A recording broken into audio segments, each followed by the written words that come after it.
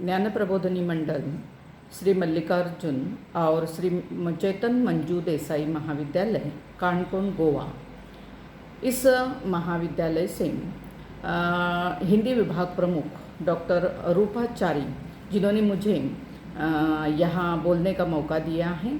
आसमा भाग 2 में मैं कुछ यहाँ हिंदी राष्ट्रभाषा के बारे में बात करना चाहूँगी।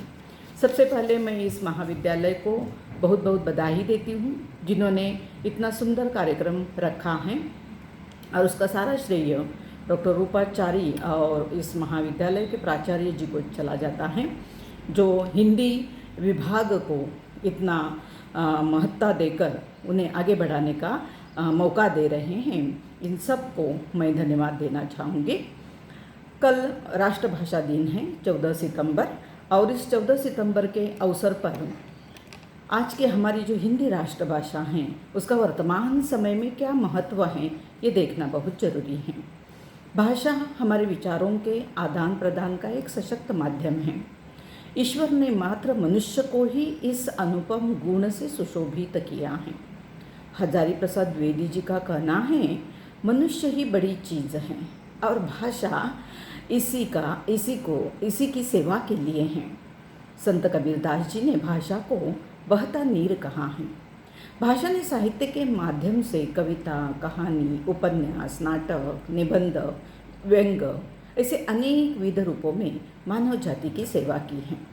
मनोरंजन के साथ साथ ज्ञानवर्धन और उत्साहवर्धन भी किया है। ऐसे ही हमारी हिंदी भाषा ने हमारे अपनत्व और प्रेम में नवरस का संचार किया है।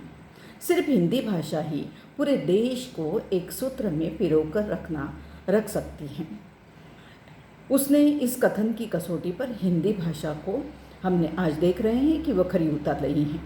लेकिन कुछ लोग हिंदी की महत्व को उतना महत्व नहीं देते जितने महत्व की वह अधिकारिणी है। हिंदी जनसंपर्क का सरल और सुगम साधन है।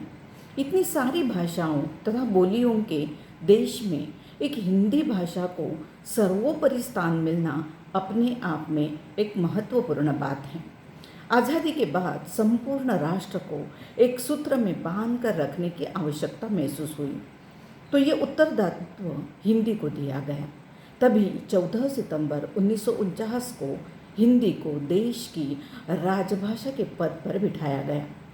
लेकिन हमारी हिंदी तब से आज तक दोहरी